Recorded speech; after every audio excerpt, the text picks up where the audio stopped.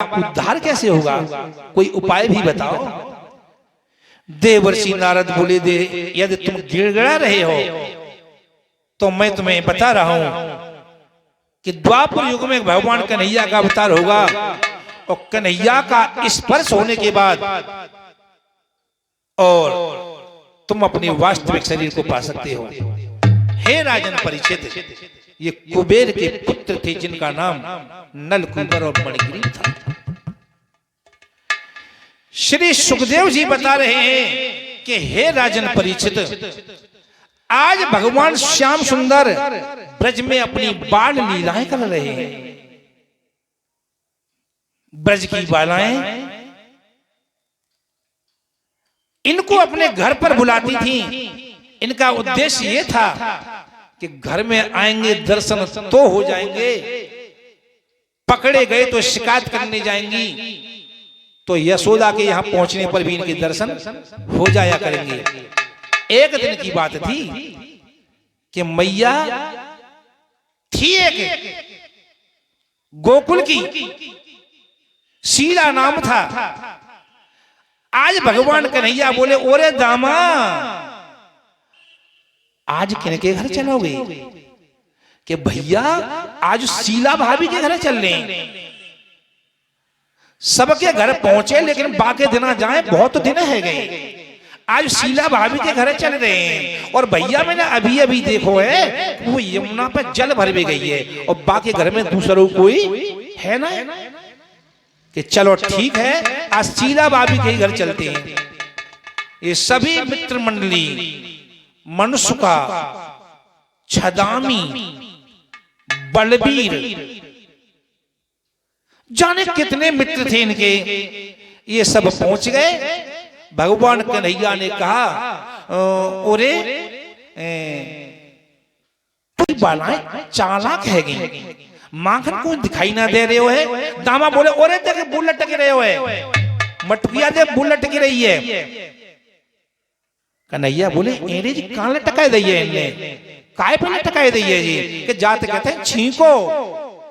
कि ओरे भैया जब बड़ी चालू बनी गई है बताए कि एरे भैया ये इतने ऊंचे पे छींके पे मटकिया लटकी रही है, ये मिलेगी कैसे हमें? बलराम बोले कि कन्हैया एक उपाय तो मैं बताई दूं तो कमी तुम ही हते, ऊपर को बढ़िया बढ़िया माखन तू खाते है और हम सब ग्वाल बालों को वैसा ही माखन देते है। कि नहीं भैया ऐसी तो बात नहीं है। कि देख जब दामा को घोड़ा बनाए दो, जब दामा को घोड़ा बनाए दो और दामा के ऊपर तुम खड़े हो जाओ, सोई मटकी आराम से हाथ आ जाएगी। दामा की वैसे भी लंबाई कम है, ज्यादा है। आज स्त्री दामा को आज घोड़ा बनाए दे है भगवान कन्हैया और मटकी को पकड़ने के उद्देश्य से उसकी पीठ पर खड़े हो गए। थोड़े से उचकाए किए और मटकिया पे हाथ पहुंची गए। मटकिया में से माखन निकाल के खा रहे हैं। सभी ग्वाल बाल आसपास खड़े हुए हैं कि भैया हमें दो, भैया हमें दो। कन्हैया अपू खा रहे हैं, ले भैया तुम खाओ, ले भैया तुम खाओ, ले भैया तुम खाओ, तुम भी लो। सबके ऊपर माखन उलीच रहे हैं। इधर एक पहरेदार दरवाजे पे खड़ो कर दे है कि भैया चिंता मत कर, तेरो हम ध्यान रखेंगे, तू चिंता मत कर, घबरा मत, मटकिया में बच्चों को तो सब तेरो ही रहेगा। कि इन्हें बच जाएगा तब कहना है बचा के रखेंगे। और तब आ गई शीला भाभी, क्या ओरे भैया आ गई। जो आ गई को नाम सुनो सो धरे बजे और धरे बजे सो जो नीचे दामा घोड़ा बनो परो हतो सो वो निकल के धरे बजो, धरे बजो घोड़ा जो बनो हतो दामा वो तो भैया रुकी गयो और कन्हैया ऊपर से कूदे खटिया के नीचे घुस गए।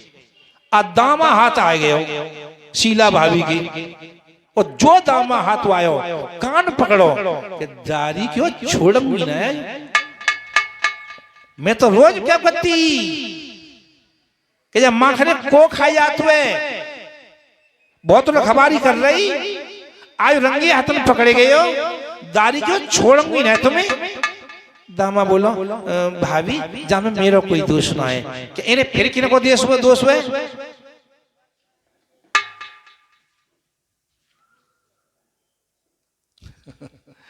दामा खटिया के नीचे पकड़ा गया था दामा, और कन्हैया मटकी पकड़ के ऊपर लटके रहे। कन्हैया मटकी पकड़ के ऊपर लटके रहे। शीला भाभी तो नीचे कोई ध्यान हो, ऊपर को कुछ ध्यान नहीं। दामा पकड़ ले हो और दामा कह रहे हो मैया मेरा कोई दोष ना है में कि अरे फिर किन को दोष हुए कि मोतो को ऊपर बा बुला के लाओ कि दारी क्यों छोड़ूंगी ना तुम्हें। ऊपर बा परमात्मा जहां मेरे घर में आवे हो कि मैया विश्वास कर मेरा कोई दोष ना है, मोतो ऊपर बा बुला के लाओ कि दारी के पहली मत बुझावे को ऊपर बाओ कहने ऊपर तो देखी सो जो घूंघट उठाए के ऊपर देखे सो कन्हैया लटके पड़े हते। अच्छा दारी के तू हटिया लगे तो देखूंगी तू ये सबको नेता उतर नीचे। उतार ले कन्हैया कान पकड़ ले हो कि कड़ी खाई में तो जरूर समझ रही कि ये सब तेरी करामाते है, तू ही सबको नेता है। दारी के छोड़ यशोदा कबू मानती है ना है कि मेरो लला कबू माखन काऊ को ना खावे को आज देखूंगी गाकू। चले आज हाथ पकड़ो है कन्हैया को और ले जा रही है यशोदा मैया के पास। कन्हैया को हाथ पकड़े भाई लम्बो से घूमट मर रहे हो है। कन्हैया बीच में जाके बोले थोड़ी दूर चले भाभी बोलो देवर भाभी हाथ में दर्द है रहे हो। शीला बोली हाँ दर्द तो है रहे हुए हो, कोमल कोमल जाके हाथ है चलो बालक हुए मैं तो गैस ही कर रहा हूँ मैं तो कोई मरा बाय थोड़ी नहीं मऊ अच्छो लगे रहो है या पकड़े में क्या चलो कोई बात ना है जाको हाथ बदल दूंगी। सो कन्हैया को बा हाथ को पकड़ छोड़ के और दूसरा हाथ पकड़ में जा रही है। तब तक उनके पति महाराज खेतन पैसे काम करके आ रहे थे और कन्हैया ने बड़ी फुर्ती से अपनो हाथ छुड़ा के उनके पति को हाथ पकड़ा दे। अब निकले गए घरे पहुंच गए यशोदा के जोरे। अब लंबो से घूमट मारी हती बे तो जे समझ रही है कन्हैया मेरे हाथ में बेऊ थोड़े से ढीले बोलटन वाले बेऊ जिस समझ रहे जाना कहां रह रही है वो नहीं समझ पाए। यशोदा के यहाँ पहुंच गई और यशोदा अरे हाँ कहने बाहर निकली क्यों तू तो कब मानती है ना कि मेरा लला काऊ के घर चोरी करे में काहे घुस जाएगो। आयु देख जी लला तेरो ये काऊ और को है तू मानती नहीं कबू। जो यशोदा मैया बाहर निकली और बाहर निकल के आई और बोली जो बाक पति को देखो और ही ग्वालिनिया ने होश में आया होश में ने अपना घूंघट तो उठाए के देख जी मेरो लला तू अपना बाबरी अपना घूंघट तो उठा के देख।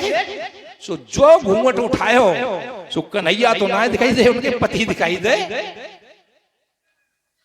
एक झकझोरा मारो कहां से चले आए तुम यहाँ तुम्हें शर्म न माने पति वो बता तो देते तुमने मेरी बेइज्जती करवाई दी थी।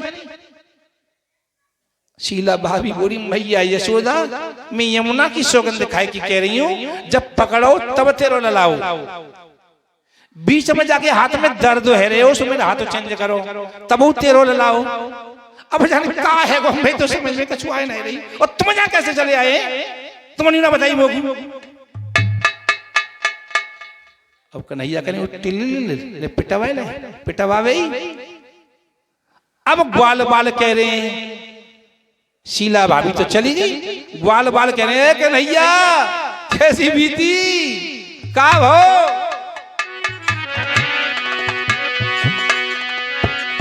अरे कैसी बीती कन्हैया कैसी गुजरी रे गुजरी से समरिया कैसी गुजरी।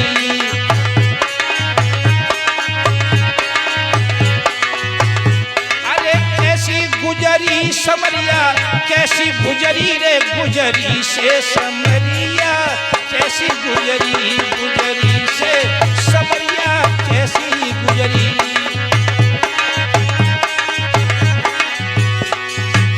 कावी कन्हैया बोले छोड़ अकेलो तू भज गोरे हमको, अब ना साथ हम राखेंगे तो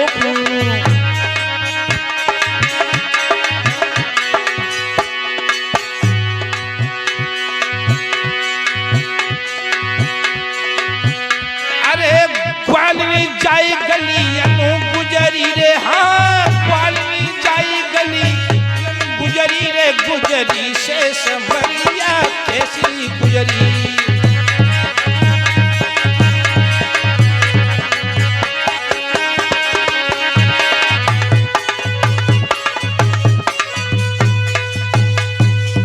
ये जो ब्रज की बालाएं थीं भगवान कन्हैया को बहुत प्रेम करती थी। जीव का ईश्वर से भक्तों संबंध जुड़ जाना चाहिए। परीक्षित ने प्रश्न कर दिया था, कृष्णम विदुह परम कांतम न तो ब्रह्मतया मुने, गुण प्रवाहो स्थान सम गुण ध्याओ प्रथम। कृष्णिया गोपियां कृष्ण को अपना परम प्रियतम मानती थी। कृष्ण विदुह परम कांतम न तो ब्रह्मतया मुने, गुण प्रवाहो परम स्थन सम गुण धियाम कथम। कन्हैया को अपना परम प्रियतम मानती थी, फिर उनकी वृत्तियां भक्ति में कैसे मानी गई। परीक्षित महाराज को सुखदेव जी ने बताया था कि राजन परीक्षित, जीव का ईश्वर से संबंध जुड़ जाना चाहिए, और वो संबंध चाहे भले ही कैसा ही क्यों न हो। कामम क्रोधम भयम स्नेह मैक्यम सौभार्दमेव च नित्यौ हरौ विद्यते यान्ति परमयता। जीव का ईश्वर से संबंध जुड़ जाना चाहिए, वो संबंध चाहे भले काम भाव का ही क्यों न हो। कामम क्रोधम भयम स्नेह मैक्यम, चाहे भाईचारे का संबंध जोड़ लो, चाहे रिश्तेदारी का संबंध जोड़ लो, लेकिन उस संबंध में तन्मयता होनी चाहिए। आप लोग सोचते होंगे तन्मयता कैसे कहते हैं, तन्मयता किसे कहते हैं? उस संबंध में एक तड़फन होनी चाहिए, तड़फन। संबंध कोई सही, लेकिन उस संबंध में तड़फन होनी चाहिए। एक मछली जल के बिना तड़फती है, मणिधारी सर्प मणि के बिना तड़फता है। विवेकानंद थे जिनका बचपन का नाम था नरेंद्र। नरेंद्र एक बार गुरुजी के पास पहुंचे कि गुरुजी भगवान के दर्शन कैसे होंगे? 11 माला फेरने करूं तो है जाएंगे कि हाँ देख हो सकता है 11 माला फेरने से हो जाए दर्शन। 11 मालाएं रोज फेरी, दर्शन नहीं हुए कि गुरुजी में दर्शन न है पाए रहे। 21 माला रोज फेरूं कि हाँ 21 फेरो, 21 फेरी दर्शन न है भाई क्या गुरुजी दर्शन न है पाए, का करूं कि चले आज तो वो दर्शन मैं कराऊंगा। नरेंद्र बालक को, जिनका बचपन का नाम विवेकानंद था, गुरुजी ले गए एक जल में, नदी में ले गए, डुबकी नीचे लगाई कि चल डुबकी लगाए इसमें। अब गुरुजी ने नरेंद्र की सिर पर हाथ रख लिया। हम जल के अंदर कितना रह सकते हैं? ज्यादा से ज्यादा आधा मिनट, 1 मिनट। जब प्राण घुटने लगे तो वो बालक जल से ऊपर छटपटा रहा है और गुरुजी नीचे को दबाई देते हैं। बच्चा उठना चाहता है, गुरुजी नीचे को दबाए रहे हैं। जब देखी कि कोई मर न जाए सो ये हाथ हटाए लो। छटपटाए के बालक बोलो गुरुजी तुमन जी का करता हो तो है, वो तो भाई दर्शन भाई भगवान के है ही आते हैं, मैं तो मरिएगा हो तो के लला जैसे तू ऑक्सीजन के लिए तड़प रहा था, बिना ऑक्सीजन के जिंदा नहीं रहता आदमी।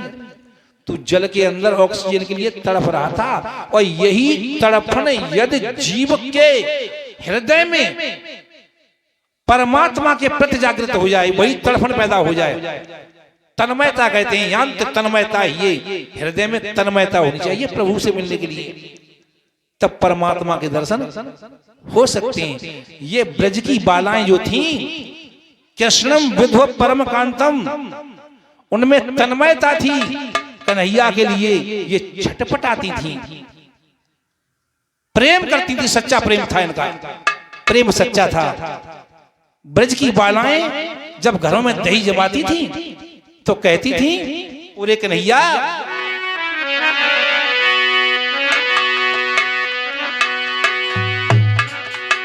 एक भजन बोल रहे हैं, हमारी माता बहनाएं भजन बोलेंगी और हो सके तो खड़ी हो जाना। ब्रज की बालाएं कहती थी कन्हैया अरे दही जमारी काना तेरे नाम को, दही जमारी काना तेरे नाम को, आए जाइए बरसान गाम को, आए जाइए बरसान गाम को, मेरे तोही में बस गए प्राण, ए मेरे तोही में बस गए प्राण, कि दधि पी जा सामरिया।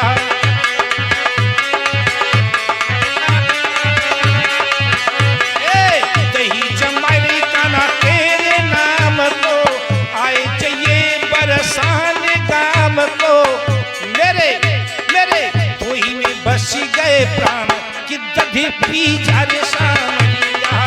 तोही में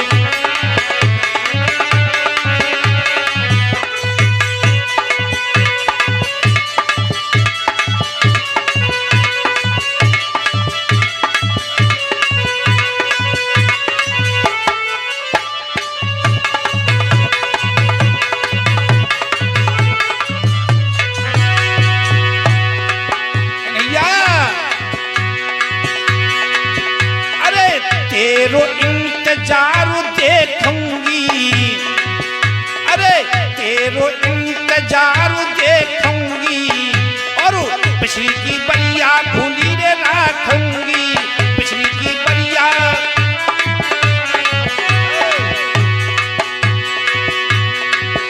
मेरे तोही में बस गए प्राण, कि दधि पी जा सामरिया। तोही में बस गए प्राण, कि दधि पी जा रे सामरिया।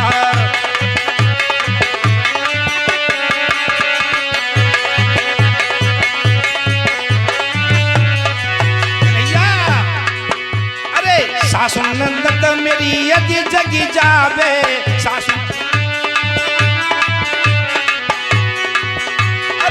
सासु ननद मेरी यदि जगी जावे,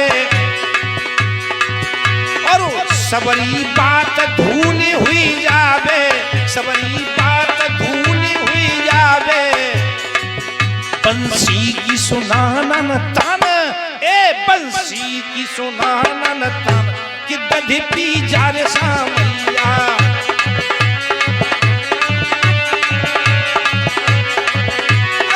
दही जमारी काना तेरे नाम को, आए जाइए रे बरसान गाम को, आए जाइए रे बरसान गाम को।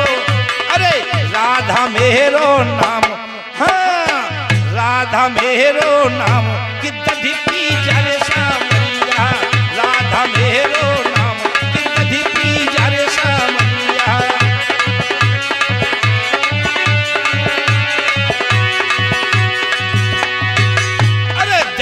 जमारी काना तेरे नाम को, आए चाहिए बरसान गाम को, आए चाहिए रे बरसान गाम को। अरे राधा मेरो नाम, कि दधि पी जा रे सामरिया। राधा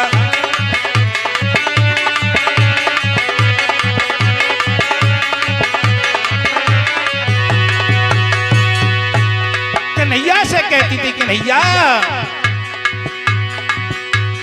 नैना मार मारे, हो नैना मार मारे, कान्हा बुलाई लूंगी तोए, कान्हा मार मारे, कान्हा बुलाई लूंगी तोए, नैना मार मारे, कान्हा बुलाई लूंगी तोए। बुलाई लूंगी तोए में, बुलाई लूंगी तोए में, बुलाई लूंगी तोए में, बुलाई लूंगी तोए। नैना मार मारे, कान्हा बुलाई लूंगी तोए, नैना मार मारे, कान्हा बुलाई लूंगी तोए।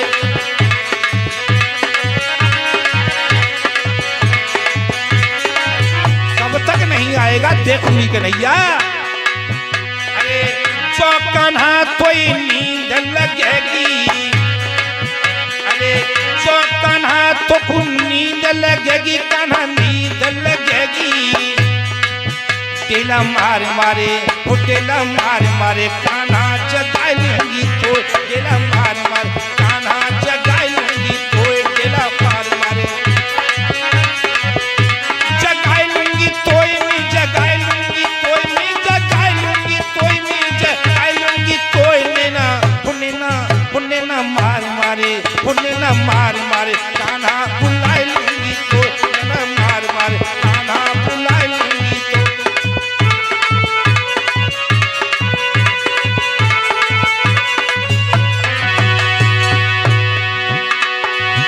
अरे जो कान्हा तो को नींद लगेगी कान्हा नींद लगेगी तो को नींद लगेगी डेला मार मारे वो डेला मार मारे पुण्य न मार मार कान्हा जगाए लूंगी तोय न मार मार कान्हा बुलाए लूंगी तोय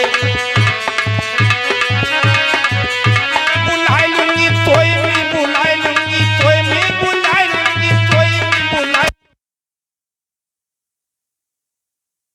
भगवान की जय। आदरणीय भक्तजनों, हरिहर क्षेत्र में गंगा मैया के किनारे बैठे हुए व्यास नंदन श्री सुखदेव जी अभिमन्यु नंदन महाराजा परीक्षित के लिए समझाते हुए बता रहे हैं कि हे राजन परीक्षित, आज नंद बाबा के यहाँ पर भोजराज कंस ने अनेक राक्षसों को मारने के लिए भेजा है, लेकिन जो जो राक्षस आता है उस राक्षस को भगवान कन्हैया मारते जा रहे हैं। भगवान कन्हैया विचार करते हैं, बाबा नंद से कहते हैं, बाबा एक बात कहूं तुमसे कि बोलो कि अब हमें ये गोकुल जो नगर है इस गोकुल नगरी को छोड़ देना चाहिए, क्योंकि इस क्षेत्र में हमें बहुत प्रताड़ित करने के लिए कंस हमको मरवाना चाह ही रहा है, तुम्हें पता है। और जहां एक के बाद दूसरी विपत्ति आ रही हो, जब से हमने जन्म लिया है तब से मेरा तो विचार यह है कि हमें ये नगरी छोड़ देनी चाहिए। फिर कहां चलोगे बेटा? कि ठीक है, वो व्यवस्था सब देखी जाएगी, पहले नगर छोड़ने के लिए कौन कौन हमारे साथ जा सकते हैं वो देखो। नंद बाबा ने सभी ग्वाल बालों को बुलाया है कि हे ग्वाल बालों, हम इस नगरी को छोड़ना चाह रहे हैं। जो लोग हमसे प्रेम करते हैं, जो हमें चाहते हैं, वे हमारे साथ चल सकते हैं। जहां हम रहें वहां पर तुम भी रहो। यदि हमारी बातों से आप सहमत हैं तो आप हमारे साथ चलें। जो भगवान को चाहने वाले लोग थे, उनके प्रेमी थे, वे सब लोग निकल करके, और वे पूरा गोकुल ही नगरी थी, लगभग पूरी गोकुल नगरी भक्तों आज वहां से हट करके आज आगे के लिए अपना गमन कर रही है। एक वन है आगे चल करके जो तुलसी का वन था। भगवान कन्हैया ने अपनी जो बैलगाड़ियां थी वहीं पर रोक दिए हैं कि बाबा मेरा विचार तो यह है कि अब हमें ये जो तुलसी का वन है इसे काट करके यदि हम अपने डेरा यहीं डाल दें, काश कितना अच्छा रहेगा। कि ठीक है कन्हैया, नया नगर बसता है तो कोई न कोई परेशानी तो आती ही है, मेहनत तो करनी ही पड़ती है। जो तुलसी का वन था उस वन को, वृक्षों को काटा है, पेड़ों को काटा है। तुलसी को हिंदी भाषा में वृंदा भी कहते हैं, वृंदा। आज भक्तों वृंदा को काट करके ये नया नगर बसा है और उस नगर का नाम रखा गया है वृंदावन। बोलिए वृंदावन धाम की जय। आज भगवान कन्हैया ग्वाल बालों के साथ वृंदावन में वास कर गए हैं। विचार करते हैं, हे मैया, हे बाबा, हमारे सभी ग्वाल बाल साथी गाय चराने के लिए जाते हैं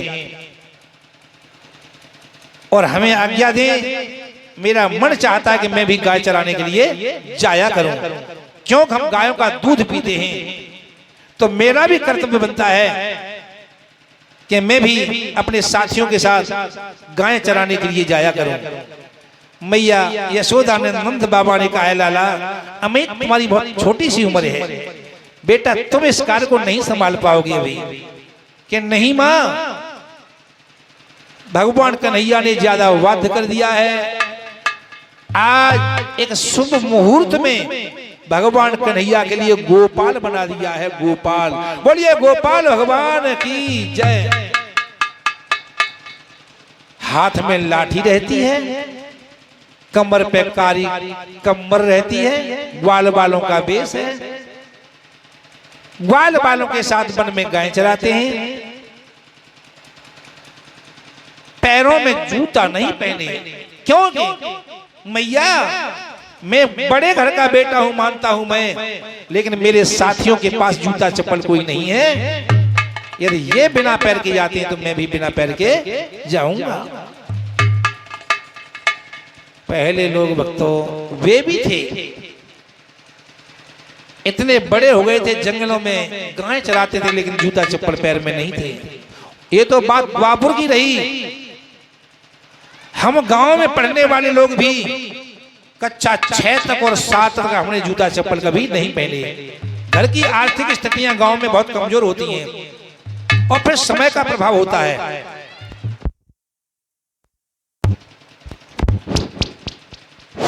आज गांव में भी जिस दिन बच्चा पैदा होता है मेरी माता बहनाओं, शहरों में भी उसी दिन अच्छे अच्छे वस्त्र आते हैं और जूता भी आ जाते हैं उसी दिन, जिस दिन बच्चा पैदा होता है। लेकिन हम कक्षा 6, 7, 8 तक पढ़े, जूता चप्पल हमने भी नहीं पहने। 8वीं में पढ़े थे हम, तब कहीं जूता देखने को मिले। और मैं ही नहीं, गांव में केवल एक ही विद्यार्थी, पूरी क्लास में केवल एक ही विद्यार्थी था जो 8वीं कक्षा में जूता चप्पल पहन के जाता था। ये सब परिवर्तन ही संसार का नियम है। समय के हिसाब से परिवर्तन होते रहते हैं। आदरणीय भक्तजनों, आज ये ग्वाल बाल बन गए हैं। मेरे कन्हैया ग्वाल बालों के यहां से जो खाना ले जाते हैं, अपना अपना खाना ले जाते हैं। आज मेरे प्रभु गोपाल बनकर के जो छोटे घरों के आर्थिक स्थिति कमजोर थी ग्वाल बालों की, उनके घर का भोजन छीन छीन करके खाते हैं और अपना भोजन दूसरे ग्वाल बालों को खिलाते हैं। एक दूसरे से छीन छीन करके भोजन ये ग्वाल बाल खाते हैं। इधर ब्रह्मा जी विचार करते हैं, बताते हैं अवतार हो चुका है, देखो मेरे क्षेत्र में कैसा अवतार है ये। ब्रह्मा जी आए थे और ब्रह्मा जी ने जब विचार किया था कि ये कैसा अवतार जो ग्वाल बालों का जूता छीन छीन करके खा रहा है, मैं तो ऐसे अवतार नहीं मानूंगा। आज ब्रह्मा जी ने परीक्षा लेने के उद्देश्य से जितने भी ग्वाल बाल थे, उन सभी ग्वाल बालों को, जितनी गाय और बछड़े थे, सबको चुरा करके अपने ब्रह्मलोक में ले गए हैं। 1 साल बीत गई है, विचार करते हैं कि चलो देखूं कि ब्रज क्षेत्र में क्या हो रहा है। भगवान कन्हैया ने अपनी योग माया के द्वारा जैसे गाय और बछड़े थे, बिल्कुल सेम टू सेम वही वैसे ही योग माया के द्वारा बनाए। जो गाय अपने अपने खूंटे पर पहुंचती थी, वो गाय अपने खूंटे पर जा रही है। जो बछड़ा अपनी माँ का दूध पीता था, वो बछड़ा अपनी माँ का दूध पी रहा है। ब्रह्मा जी विचार करते हैं चलो देखूं, लेकिन ब्रह्मा जी को दिखाई दिया कि जैसे ग्वाल बाल, जैसे गाय बछड़े मेरे यहाँ पर हैं और वैसे ही ब्रज क्षेत्र में है, कोई फर्क नहीं पड़ा। ब्रह्मा जी समझ गए कि वास्तव में ये ब्रह्म का अवतार है। आज ब्रह्मा जी ने परिक्रमा लगाए हैं, कन्हैया से क्षमा याचना की है कि ये तुम्हारे ग्वाल बाल हैं, मेरी बहुत बड़ी भूल हुई मुझसे, मैं आपसे क्षमा मांगता हूं। परिक्रमा लगाए हैं कन्हैया के और बताते हैं 84 कोस की परिक्रमा वही है। श्री सुखदेव जी बता रहे हैं कि हे राजन परीक्षित, आज भगवान श्याम सुंदर ब्रज क्षेत्र में गोपाल बन गए हैं, गाय चरा रहे हैं और इधर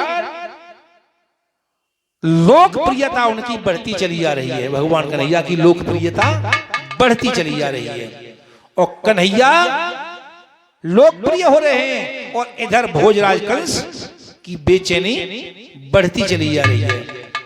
कोई हमारा दुश्मन हो, हैं? कोई हमारा दुश्मन हो और दुश्मन लगातार तरक्की के शिखर पर चढ़ता चला जा रहा हो तो उसे बहुत बड़ा दुख होता है। जो गलत लोग होते हैं, अच्छे लोगों को नहीं, गलत लोगों की। और ये कंस कोई अच्छा आदमी तो नहीं था। कंस की बेचैनी बढ़ती चली जा रही है। श्री सुखदेव जी बता रहे हैं कि हे राजन परीक्षित, एक दिन कंस का दरबार लगा हुआ है। बड़े बड़े वीर बहादुर थोड़ी से ढाल को लगाए हुए दरबार में बैठे हुए हैं।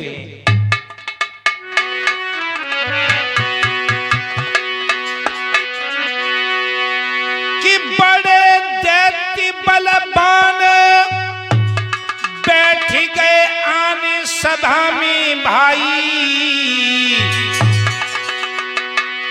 गणिकन को है रोना छुरे और कंसुरे घबराई।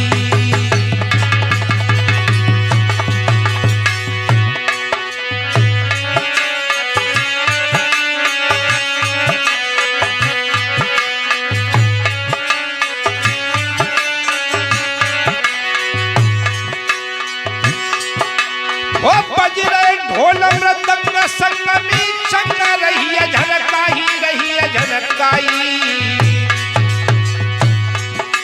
अरे वाह वाह आवाज रे स्वर्ग से भैया आई।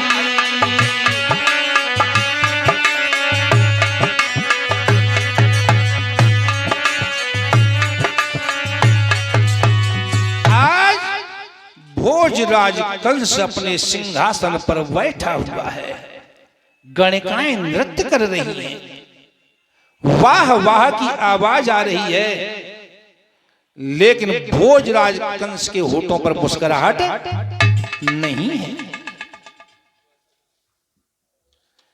भोजराज कंस मन में बड़े बेचैन हैं।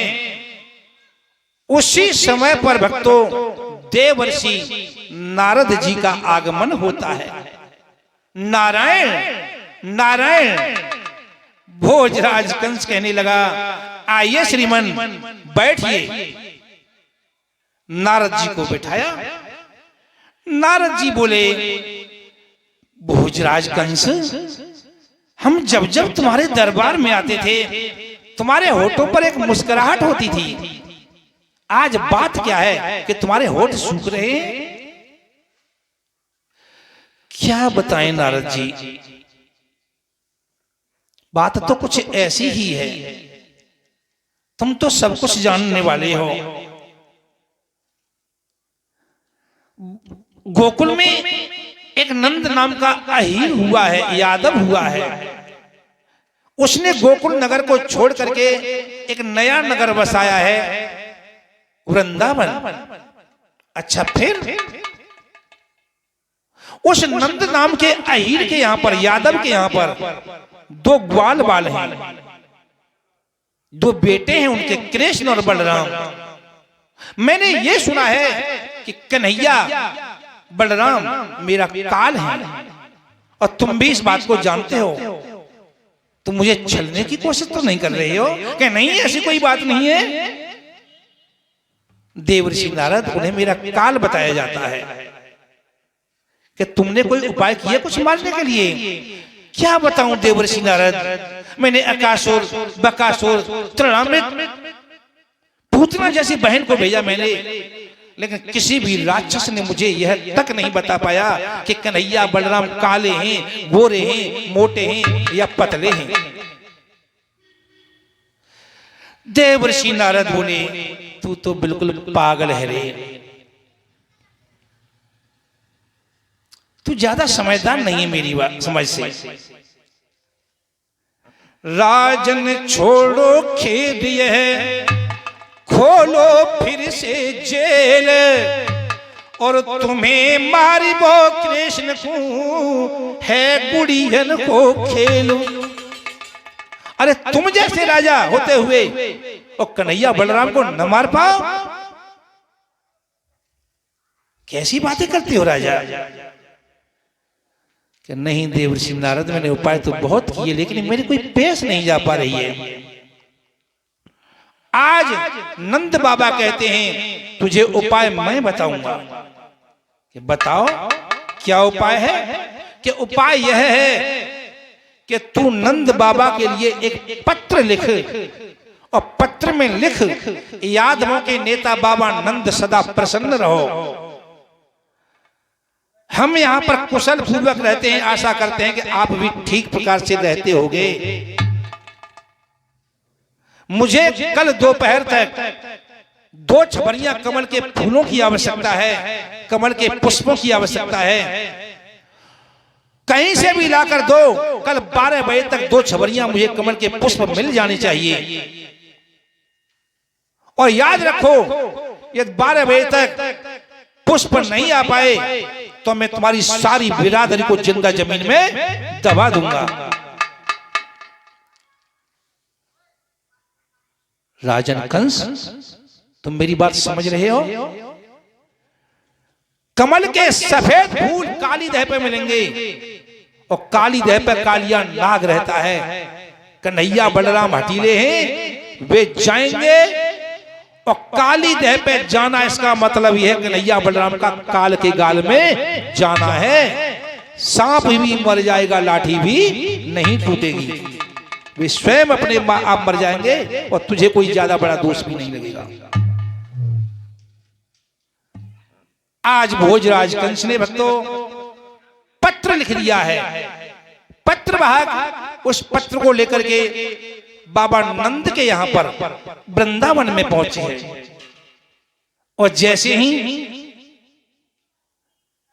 नंद बाबा ने पत्र को पढ़ो है कि कल 12 बजे तक 2 छबरियां कमल के फूल मंगा रहा है कंस। आज नंद बाबा की आंखों से आंसू झलक आए हैं। आज नंद बाबा की आंखों में आंसू मैया यशोदा ने देखे ही। यशोदा बोली, स्वामी कैसा पत्र आयो है? जब पत्र को पढ़ के और तुम्हारी आंखें में आंसू निकल रहे हैं। आज भक्तों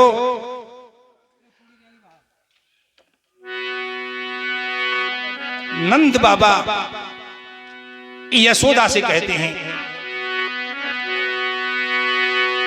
हरे रोई रोई कीरे गिरा रे उचारी।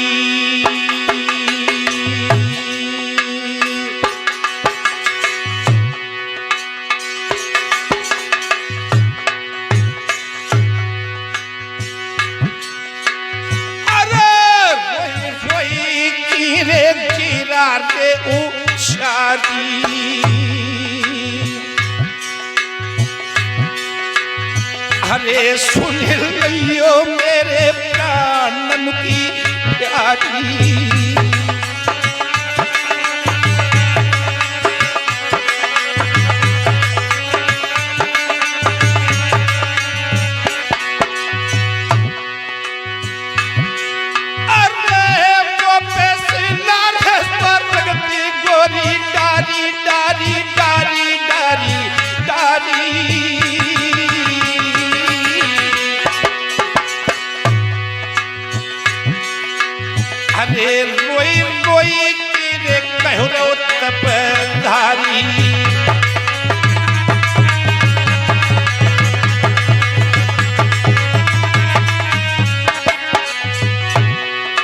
और कोई बात नहीं है भद्रे, कमल के फूल मंगाए ही काली जैसे वह कालिया नाग रहता है, मेरे बेटों को खा लेगा। अरे को तोरे रो बतवे सामरे सवेरी, अरे को रो बतवे रे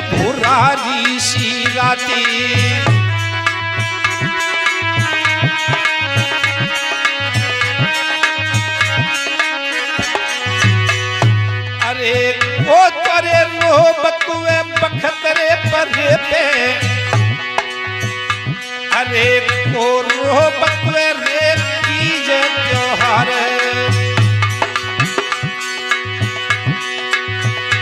अरे मैया रो बतिए सामरे सवेरे,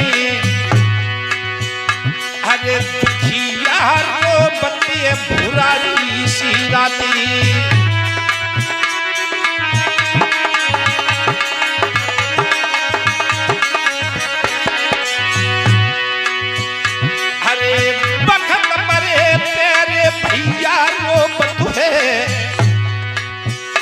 अरे बहना रे रोती है तीज रे त्योहार,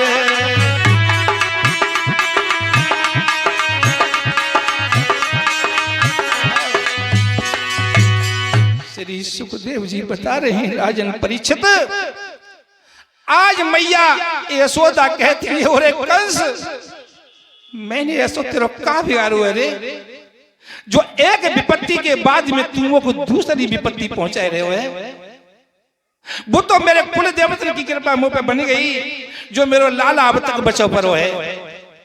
पूतना जैसी राक्षसी, त्रणाकासुर बकासुर जैसे दैत्य आए मेरे बेटा को मारने के लिए, मेरे कुल देवता की कृपा मेरे ऊपर बची बनी रही। आज मैया रो रही है, यशोदा आंखों से आंसुओं की धारा बह रही है। और बाई समय पे भगवान कन्हैया बलराम अपनी मित्र मंडली को लेकर के यशोदा मैया के पास आए हैं। मैया यशोदा ने घूंघट से अपने मुंह को दबकाए ले है कि कहूं मेरे बेटा मेरी आंखें में आंसू की धारा बूंदे न देख ले। भगवान कन्हैया बोले मां एक बेटा के सामने पर्दा, बात क्या है, तुमने घूंघट क्यों मार रखा है मैया? कछु बात नहीं लाला, कोई बात नहीं है, कुछ नहीं बेटा कुछ। मैया तुम रो रही हो? मैया झूठे को कह रही है कि कहूं लाला समझ न जाए, क्योंकि जी हटीलो बालक हुए, जब उस सल पड़ गई तो जब बिना जाए माने को नहीं काली देह पे कि नहीं लाला मैं रो नहीं रही हूं। नहीं मां तुम्हारी आंसुओं को मैं बर्दाश्त नहीं कर सकता, मैं तुम्हारे आंखों में आंसू नहीं देख सकता। मां बताओ बात क्या है? मैया बोली लाला भोजराज कंस ने काली देह से कमल के फूल मंगाए हैं 12 बजे तक।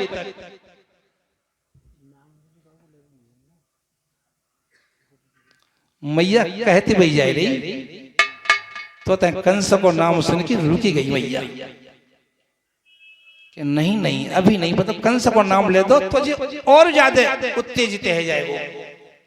मैया रुकी गई कि मैया बता तू रुक गए गई कि लला बेटा कन्हैया आज बेटा आखिरी दिन मेरे हाथों से माखन मिश्री खाए ले मेरी लाला, क्योंकि पत्र में लिखा हुआ है यदि 12 बजे तक कमल के फूल नहीं आ पाए तो मैं सारी बिरादरी को मरवा दूंगा।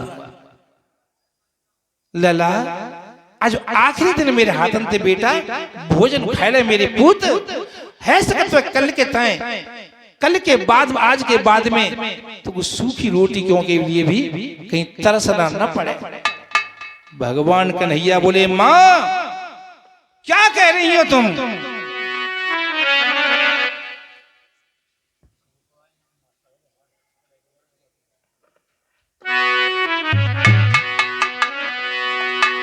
मां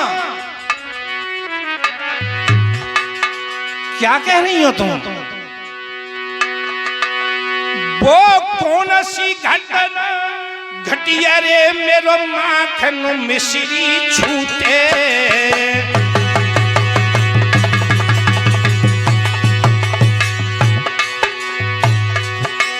वो कौन से बंजुर टूटी जिससे नाते ये टूटे।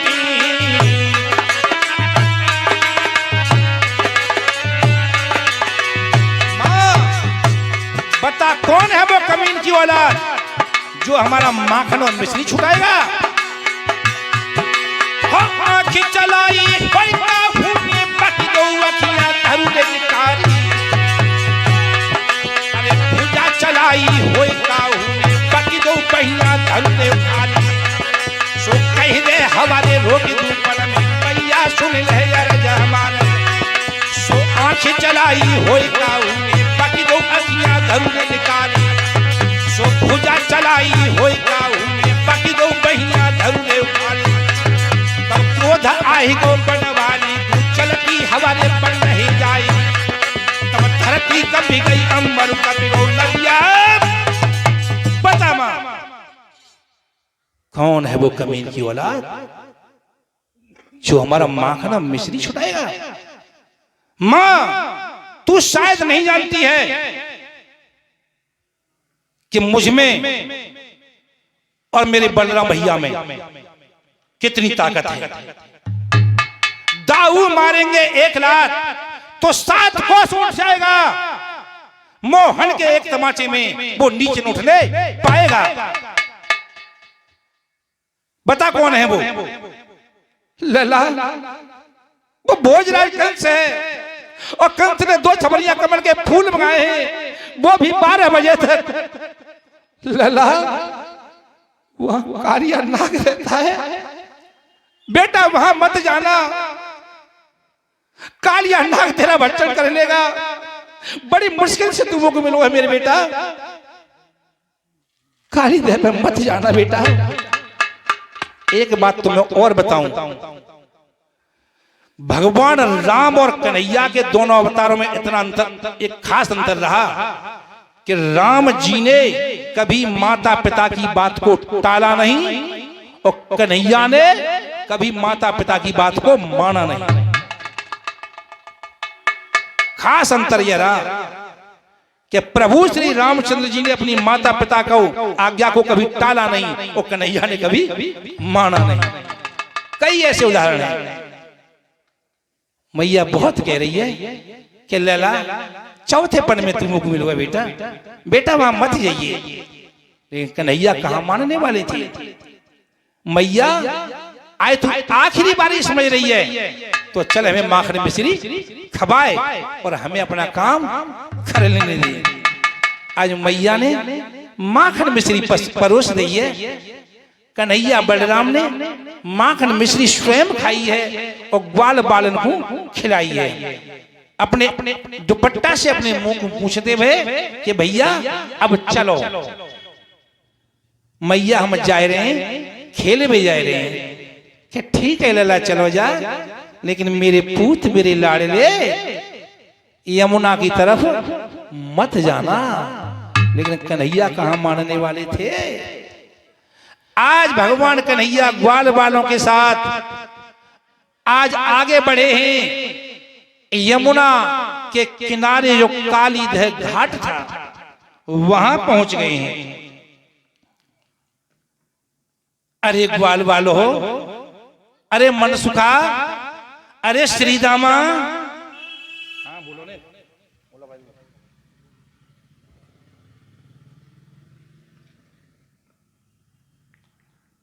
हाँ भैया सब हतो। हाँ भैया सब हैं।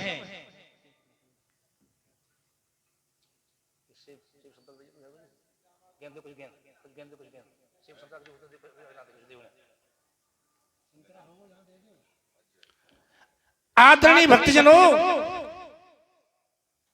आज यमुना के किनारे पर पहुंच गए हैं। अरे भैया दामा,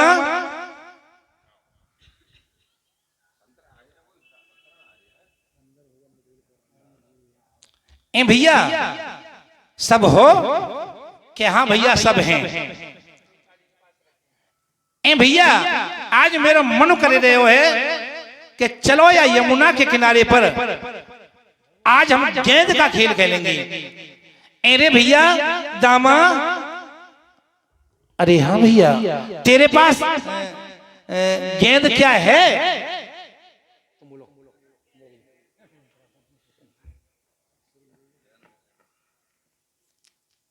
अरे भैया गेंद तेरे पास है? दामा बोलो कि भैया गेंद तो मेरे पास है, लेकिन गेंद को मैं खेल में कितना ही दूंगा ना कि काय को ना देखो रे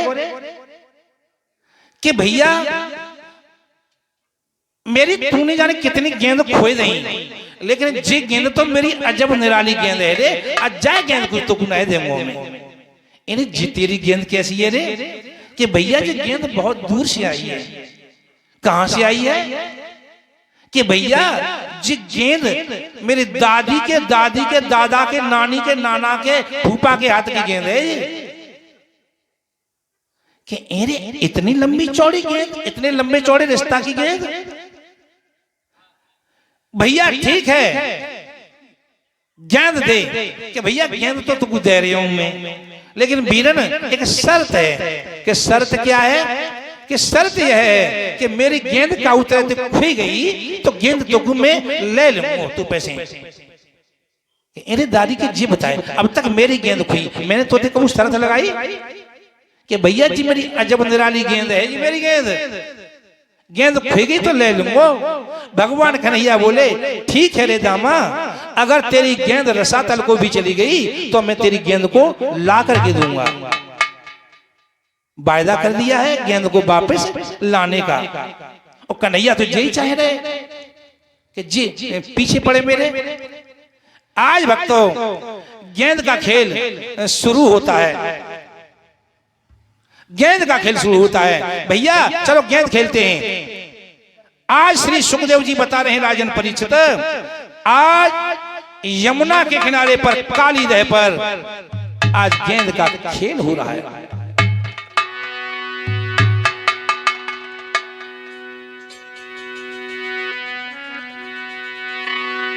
काली दह पे खेलन आयो री मेरो पारो श्याम समरिया। काली दह पे खेलन आयो री मेरो पारो समरिया। काली दह पे खेलन आयो री मेरो पारो श्याम समरिया। काली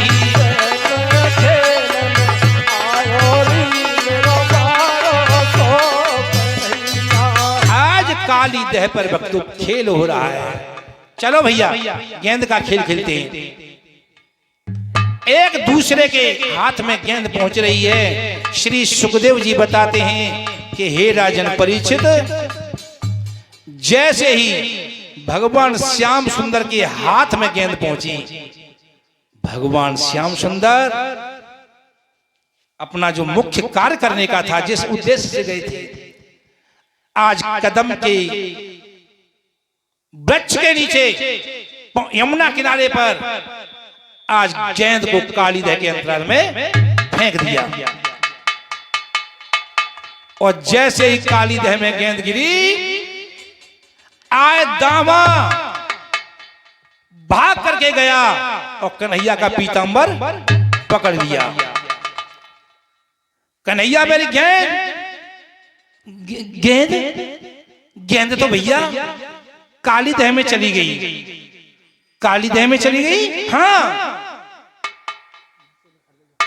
मैं गेंद को ले लूंगा, मेरी शर्त थी कन्हैया मेरी गेंद ला करके दो। कन्हैया बोले दामा मेरा पीतांबर तूने पकड़ लिया एक गेंद के पीछे, मेरा पीतांबर छोड़। दामा मेरा पीतांबर छोड़। नहीं पीतांबर तब छोड़ूंगा, पहले गेंद ला करके मेरी दे। भैया बोले दामा मुझे ये विश्वास नहीं था इस छोटी सी गेंद के पीछे और तू मेरी इतनी बेइज्जती करेगा। हरि बोले ना कुछ मसले पर क्यों विश्व उखाड़ी देता है, उस सड़े हुए चिथड़े पर क्यों पीतांबर फाड़े देता है।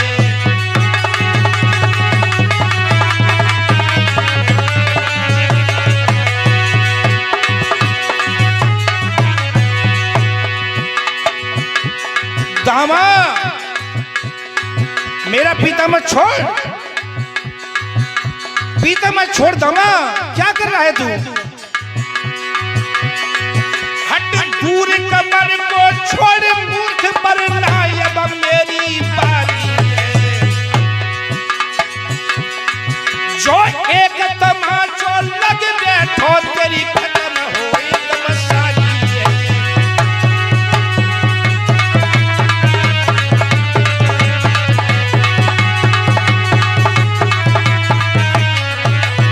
दामा मेरी कमर छोड़ दे। दामा कहने लगा गेंद पहले कमर बाद में छोड़ूंगा, पहले मेरी गेंद ला करके दे।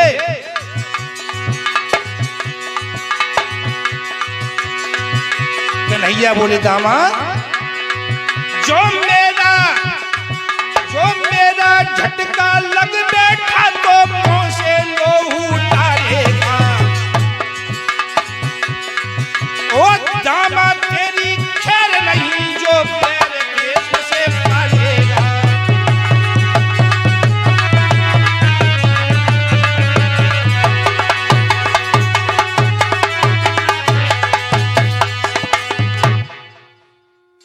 दामा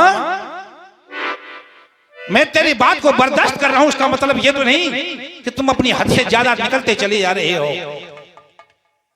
दामा बोला कन्हैया क्या कहा? तमाचे मारने की बात कर रहे हो तुम?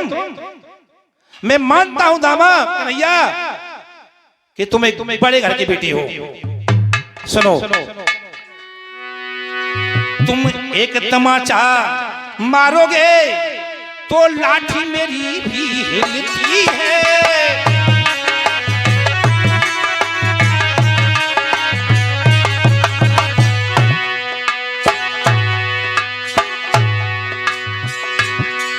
तमाचा मारने की बात कर रही हो कन्हैया? तुम एक तमाचा मारोगे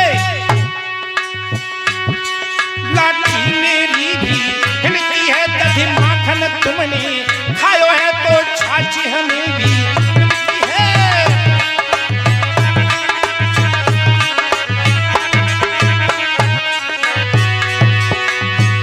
मैं मानता हूं तुम दही और माखन खाने वाले हो, लेकिन मट्ठा छाछ मुझे भी, मैंने भी पी है। कन्हैया सह लूंगा पहला 12 शम पर क्रोध सभी को आता है। तुम बड़े घरों के बेटे हो फिर है किसी को दिखलाता है।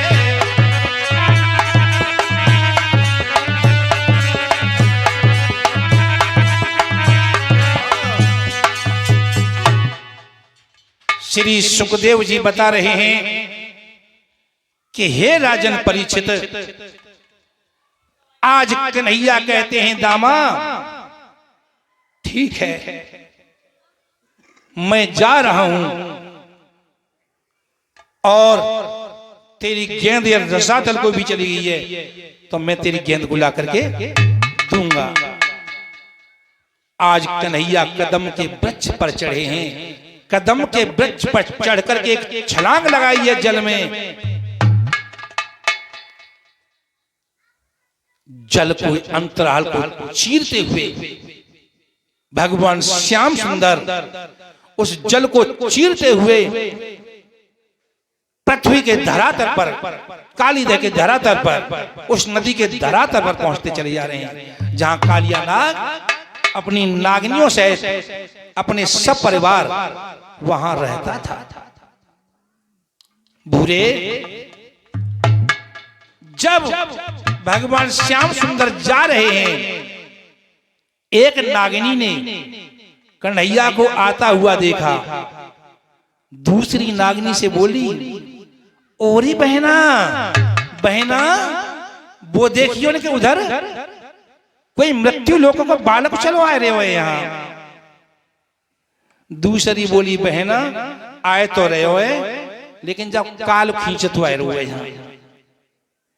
तीसरी बोली, ए लला लला, ए बच्चे लौट या पीछे, लौट पीछे, अरे सुनता नहीं है, लौट पीछे। एक बोली, अरे रोखिल बहनी उमरिया को बारो रोखिल बहनी।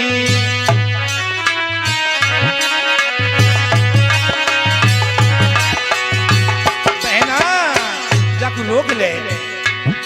अरे रोखिल बहनी उमरिया को बारो रोखिल बहनी।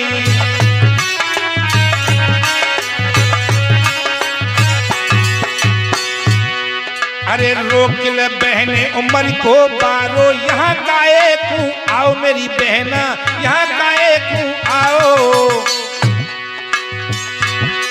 अरे कह तो जाकी मैया मर गई चाहिए गम में चलोरी जी तो आओ चलोरी जी तो आओ रोकिल बहने।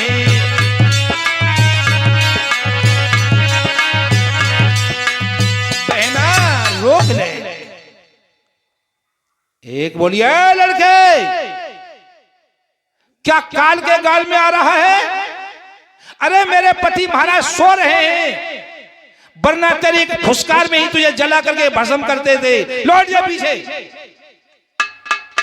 भगवान कन्हैया बोली हो रही नागनिया हो तुम जिस नागराज की मुझे रागनियां सुना रही हो अरे मैं तो उसी के पास आया हूं।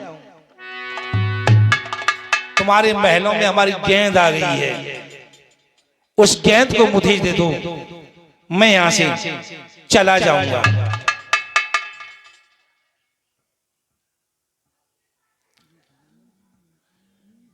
क्या कहा? गेंद चाहिए तुझे? लौट जा पीछे बच्चे मरने के लिए क्यों आया है तू? कन्हैया बोले वाह जी वाह वाह वाह चोरी की चोरी और सीना चोरी। मेरी गेंद तुम्हारे महलों में है मेरी गेंद को ला करके दे दो मैं चला जाऊंगा। एक बोली जी ऐसे ना माने गोरी अब महाराज के पास जाना ही पड़ेगा। सो एक पहुंची कालिया नाग के पास। नागराज स्वामी ने जग जाइए ने कोई मृत्यु लोगों को बालक को आए गए हुए बड़ी सुंदर सी बाकी आंखें हैं बाकी छवि को देख के मैं ये चाहती हूँ कि ये बालक कहूँ मरे न जाए थोड़ी सी डर पाए दियो बहरा गागू फुसकार मार दियो लेकिन मारियो मत गागू बहुत प्यारा बालक है। नागराज फुसकार मारता हुआ जगा कहाँ है वो बालक? आज वो नागराज जगा भगवान कन्हैया उसके पास पहुंच गए हैं। भगवान कन्हैया के चारों ओर वो नागराज जो कालीदह था वो लिपट गया है फुसकार मार रहा है। उसकी मुंह से झाग निकल रहे हैं अग्नि निकल रही है। भगवान कन्हैया ने भक्तों अपना शरीर बड़ा किया है और बड़ा जब हुआ है तो नागराज लिपटा हुआ था उसकी हड्डी चटकने लगी है आवाज आ रही है। एक बोली बहना कैसा मुलायम मुलायम हड्डियों वाला बालक है देख कैसी आवाज कर रही है जाकी हड्डियां। दूसरी बोली बहना वो तो ऐसा मालूम पड़ रहे हो जब बालक को कशुना बिगड़ रहे हो मेरे महाराज की हमारे महाराज की हड्डियां ये आवाज कर रही हैं। आज नागराज अधीन हो गया है भगवान कन्हैया की। भगवान कन्हैया ने नागराज को अपने बंधनों में बांध लिया है। नागनियां आई हुई हैं और नागनियां भगवान श्याम सुंदर की सामने आकर के खड़ी हो गई हैं। जब मालूम पड़ा है कि हमारे स्वामी कन्हैया के अधीन हो गए उनके बंधन में बंध गए। काली व्याकुल देखी चोरी करना गिन मेरे लिए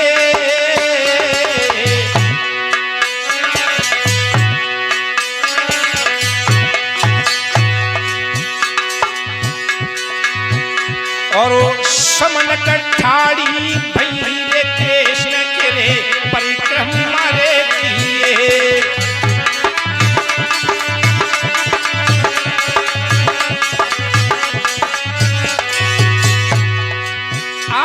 नागिनी आई हैं भगवान कन्हैया के सामने हाथ जोड़ करके खड़ी हुई हैं। हे दीन बंधु दीनानाथ, हम तुम्हारी माया को समझ नहीं पाए थे। अरे कहा रे कंगाल में पूरे मारो, हम मांगती गोद पसारी भीख मोई प्राण न फिरे तीजो।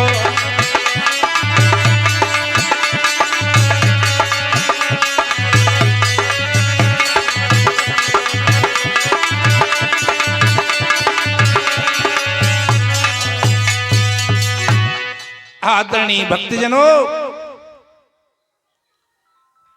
आज इस तरह से नागिनों ने कहा है, ये दीन बंधु दीनानाथ, हम समझ गए आप क्या हैं। हमारे स्वामी के प्राणदानों की भीख मेरी झोली में डाल दो। आज भगवान श्याम सुंदर बोले ही उन्हीं नागिनियों अपने पतिदेव को समझाओ कि 2 छुरियां कमल के फूल तोड़ने के लिए तोड़ करके लाई मेरे लिए, और मुझे आदर के साथ मुझे इस नदी से, यमुना से मुझे बाहर निकाले।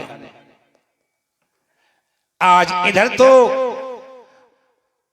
मैया यशोदा नंद बाबा को जब मालूम पड़ा है, ग्वाल वालों ने जाकर के बताया है कि कन्हैया काली दह में चला गया, वे रुदन कर रही हैं नंद बाबा और यशोदा। कन्हैया, हो रे बेटा, अरे कहीं सुन रहा हो मेरी आवाज बेटा, इस जल से बाहर निकल, तेरी बूढ़ी मैया रो रो करके मर जाएगी मेरे बेटा। बुढ़ापे में तू मुझे मिला था कन्हैया, ओरे कन्हैया, ये तेरी बूढ़ी मैया तेरे इंतजार में नदी के किनारे पर बैठी हुई है, बाहर आ। आज मैया रो रही थी, और इधर ये जो कालिया नाग है, ये कालिया नाग आज 2 छुरियां कमल के फूल तोड़ करके लाया है। कमल के फूल तोड़ करके आज दिए ही और अपने फनों पर बिठाल करके आज ये कालिया नाग भगवान श्याम सुंदर को यमुना के किनारे पर ला रहा है। भगवान कन्हैया की बंसी बज रही है, और कन्हैया, भगवान कन्हैया शेष नाग के फणों पर नृत्य कर रहे हैं, काली नाग के फणों पर नृत्य कर रहे हैं।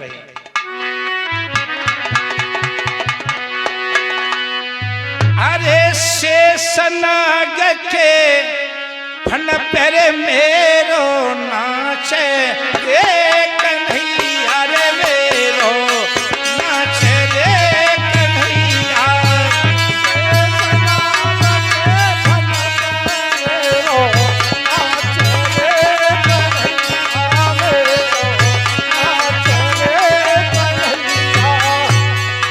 खड़ी हो जाओ, मुझे पता है तुम खड़ी होगी, लेकिन देर मत करो, हो जाओ खड़ी।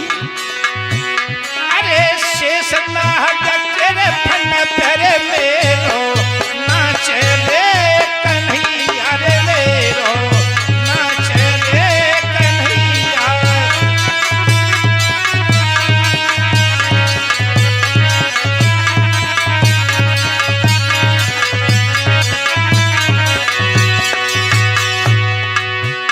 अरे गोपी ग्वाल रहे रे घबराई,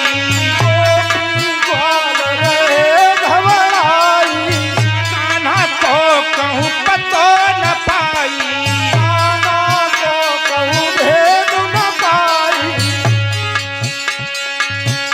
अरे घड़ी रमाई नहीं गई अरे मेरो नाचे रे समरिया रे मेरो नाचे रे समरिया।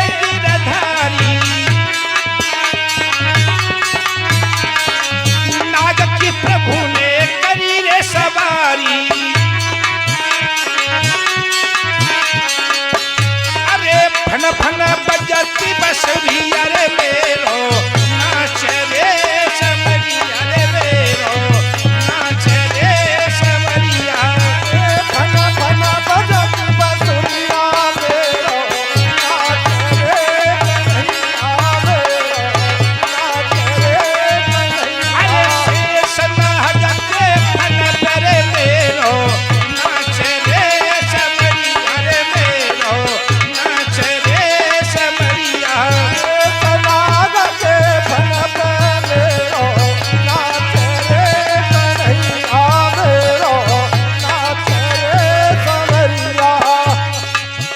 अरे शेष नाग से भैर लड़ाई शेषनागति भैर लड़ाई रोबती नागिनी आई रोबती बालनी आई। अरे माफ करो मेरे सैये रे मेरो रोबते समरिया रे मेरो नाच रे समरिया आप करो मेरे सैये मेरो नाच रे कन्हैया मेरो नाच रे समरिया। अरे शेष नाग के फन पर मेरो नाच रे समरिया रे मेरो नाच रे समरिया